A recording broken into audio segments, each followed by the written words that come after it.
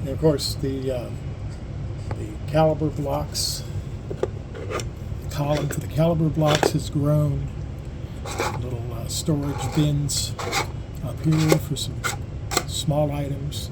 We got a tray down here, just a bay tray with parts for black powder reloads at 410. Got deep priming arm components over here.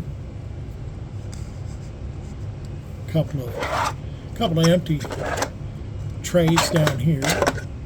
And then as we move up through here, of course, our V dies fit in. There's also these nice little drawers for die sets that I don't have a case for. You can go right in there. There you go. Anyway, that's the latest on that part.